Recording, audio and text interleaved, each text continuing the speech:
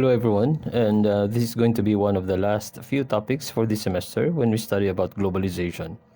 As Manfred Steger defines the term, globalization refers to the expansion and intensification of human relations and consciousness across world time and across world space. So you better memorize this definition for this semester. In the previous lessons, we have studied how globalization has affected the world, making it smaller and smaller as the days goes by, or as the day goes by. For today, we will take a closer look at how globalization forms what we call now the global cities. First, when we mention about the global city, what comes into your mind? New York City, Tokyo, and London. These cities are very progressive, and they are even the center of businesses and transactions and activities.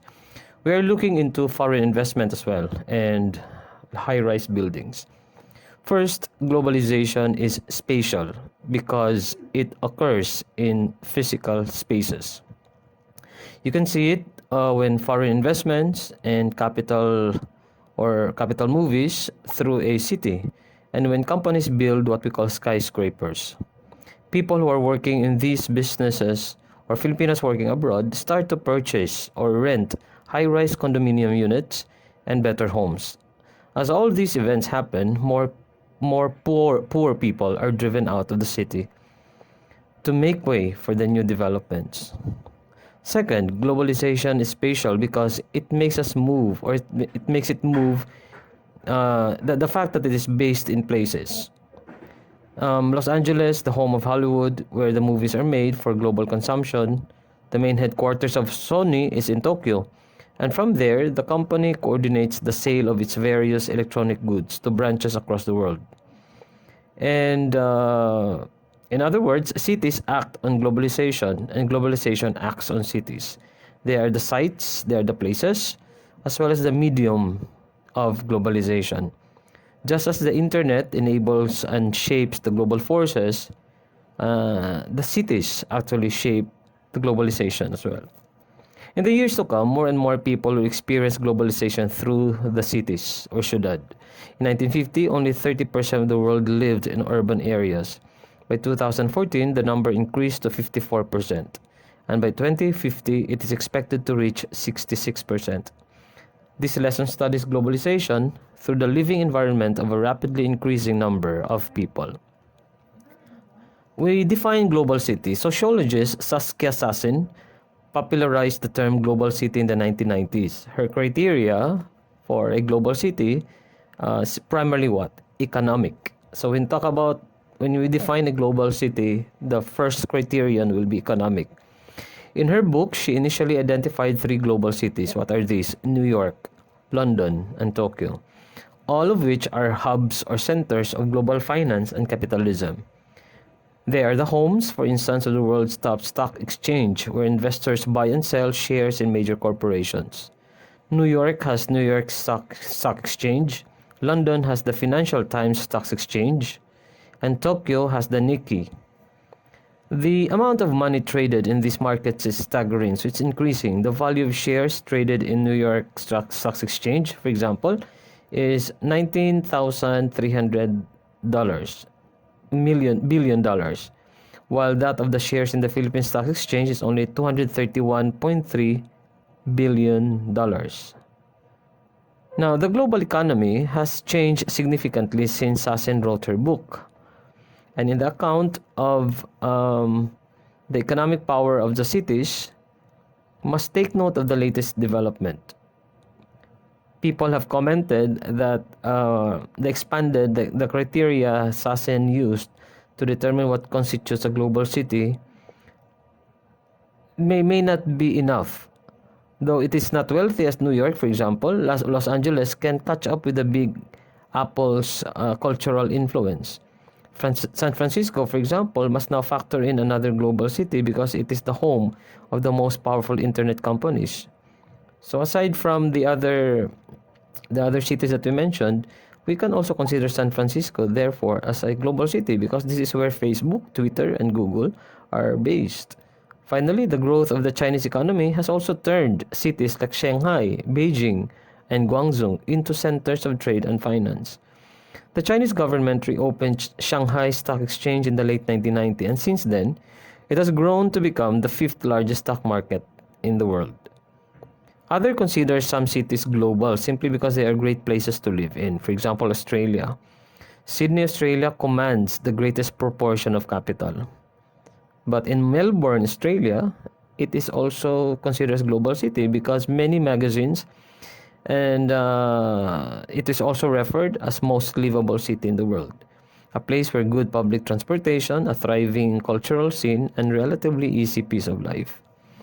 Defining a global city, therefore, is very difficult. One way of solving this dilemma is to go beyond the simple definition of global and non-global. I think it is better to ask whether or not one city is how to what extent does a city become global, or in what ways does the city become global. So try to check if we consider Manila as a global city, to what extent it is global. Now let's look into the indicators of globality. So what is the main attribute of a global city? The foremost characteristic is economic power. Sasson remains correct in saying that economic power largely determines which cities are global. New York may have the largest stock exchange in the world, but Tokyo houses the most number of corporate headquarters. Headquarters can run into 613 companies against 217 in New York, which is its closest competitor. Shanghai may have the smaller stock market compared to New York and Tokyo, but plays a critical role in the global economic supply chain ever since China has become the manufacturing center of the world. Economic opportunities in a global city make it attractive to talents from across the world. Since 1970s, many of the top IT programmers and engineers from Asia have moved to San Francisco Bay Area to become some of the key figures in Silicon Valley's technology boom. London remains a preferred destination for many Filipinos with nursing degrees. To measure the economic competitiveness of a city, they added another criterion, which is market size, purchasing power of citizens, size of the middle class, and potential for growth. Based on these criteria, Singapore fits the bill or fits the definition, and it's considered as Asia's most competitive city because of its strong market, inefficient and incorruptible government, and livability, meaning to say people can live in Singapore with peace of mind. Global cities are also center of authority. For example, Washington D.C. may not be as rich as New York, but it is the seat of American state power. People around the world know its major landmarks: the White House, Capitol Building, the Supreme Court, the Lincoln Memorial, and the Washington Monument. Similarly, compared with the Sydney and Melbourne, Australia, Canberra, Australia is a sleepy town that may not be attractive to tourists, but it is the political capital of Australia. Global cities can also house, or can also be a major international, can also be a center of major international organizations. Example, the headquarters of the United Nations, where New York is, or where the headquarters of United Nations is in New York, and the European Union is in Brussels. An influential political city near Philippines is Jakarta, which is not just a capital of Indonesia, but also the location of the main headquarters of the ASEAN, or Association of Southeast Asian Nations. Powerful political centers, they exert their influence on other countries as well on international affairs. Finally, global cities are centers of high learning and culture. A city's intellectual influence is seen through the influence of its publishing industry. Many of the books that people read are published in places like New York, London, or Paris. The New York Times carries the name of New York City, but it is far from being a local newspaper. People read it.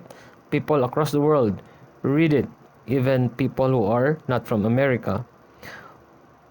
Many Asian teenagers are moving to the cities in Australia because of the leading English language universities there. Education is currently Australia's third largest export, just behind coal and iron ore, and significantly ahead of tourism. In 2015, the Australian government reported that it made as much as 19.2 billion Australian dollars from education alone. We have already explained why Los Angeles, the center of American film industry, and it's considered as global city. But there are also less known example like Copenhagen, the capital of Denmark. It is so small that one can tour the entire city by bicycle in 30 minutes. But it is not the home of a major stock market, and its population is very small. However, Copenhagen is considered as one of the culinary capitals of the world, with its top restaurants commensurate with its size, and the birthplace of new Nordic cuisine. It has it started culinary trends like I don't know, foraging, using leaves, and so on. Similarly, Manchester, England in 1980s was a industrial city, but many prominent new waves band like Joy Division, The Smiths, The Happy Mondays hail from this city, making it a global household name. In Southeast Asia, Singapore is slowly becoming a cultural hub for region. It now houses some of the top television stations like MTV Southeast Asia and Channel News Asia or CNA. Its various art galleries and cinemas are showing paintings from artists and filmmakers, respectively, from the Philippines and Thailand. It is in fact sometimes easier to watch the movie of Filipino indie filmmaker in Singapore than in Manila. Imagine that one. So it's better to see indie film in Singapore than in Manila because people are highly educated and highly cultured people, and they appreciate these types of film. Today, global cities have become culturally diverse. In a global city, one can try cuisines from different parts of the world. Because of their large Turkish population, for example, Berlin and Tokyo offer some of the best Turkish food one can find outside of Turkey. Manila is not very global because of the death of the foreign residents, which means many, despite the domestic migration, it has a foreign population only of 38%. The challenges of global cities. Global cities when you think of global cities, you can think of fast-paced, exciting, cosmopolitan lifestyles. But such descriptions are lacking. Global cities also have their undersides. They can be sites of great inequality and poverty. So you can see in a very rich city, you also see the disparity or the distinction of the rich and the poor. Like the broader processes of globalization, global cities create winners and losers. So cities can be sustainable because of their density. The denser the population is, the more it has impact on the ecology. So there will be problems with that. In cities with extensive public transportation systems, people tend to drive less and therefore cut carbon emissions. It is no surprise that largely because of the city's extensive train system, New Yorkers have the lowest per capita carbon footprint in the United States. In Asia, dense global cities like Singapore and Tokyo have relatively low per capita carbon footprints. So, because some people are, instead of driving their own cars, they use the railway transit, or they use the trains system.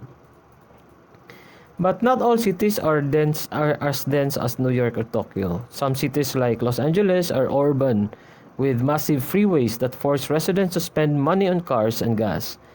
And while cities like Manila, Bangkok, and Mumbai are dense, their lack of public transportation and their government's inability to regulate their car industries have made them extremely polluted. So in Cebu City, if you notice, we still have very, very poor transportation system, although it has become it has caught up Manila in some ways, but our transportation may be a factor why we cannot still be considered as a global city. Most importantly, there should be a question of population. It is not surprising that most urban areas consume most of the world's energy because many people live in the cities. Thirdly, there is a tendency that major terrorist attacks also targeted what? The cities. Cities, especially those with global influences, are obvious targets for terrorists due to their high populations, their role and symbols of globalizations that many terrorists do not like. The same attributes make them attractive to workers and migrants, make them sites of potential terrorist violence. So, only by looking from this perspective will we be able to understand the 9/11 attacks that brought down the Twin Towers of the World Trade Center in New York and the November 2015 coordinated attacks in Paris by zealots of Islamic State of Iraq and Levant or ISIL. Global city and the poor people. We have consistently noted that the economic globalization has paved the way for the massive inequality. This phenomenon is thus pronounced or very pronounced in cities. Many cities, particularly those in developing countries, are sites of contradiction. So there is duality, meaning to say they can be they can be rich city, but it has housed a lot of poor people as well. For example, in New York and San Francisco, there is what we call the poor urban enclaves occupied by African Americans. So they are slowly being forced to move further from the economic center of the cities because they become eyesore. Sa Australian cities, we have Aboriginal Australians, native, who have been affected by this process as well. However, in most global cities, the middle class people are thinning out because globalization can create high income jobs that are concentrated in global cities. These high earners in turn generate demand for unskilled labor force like the hotel cleaners, nannies, maids. They will attend to their increasing needs. The middle income jobs in manufacturing businesses process outsourcing like call centers are moving to other countries. So in conclusion, global cities are sites and mediums of globalization. They are therefore material representations of the phenomenon. Through them, we see the best of globalization. They are places that create exciting fusions of culture and ideas. They are also places that generate tremendous wealth. However, they remain sites of great inequality, where there are what we call global servants that serve the global entrepreneurs. The question is how globalization can be more just to make it just to other people as well, bridging the gap between the rich and the poor. That remains to be a question. Thank you.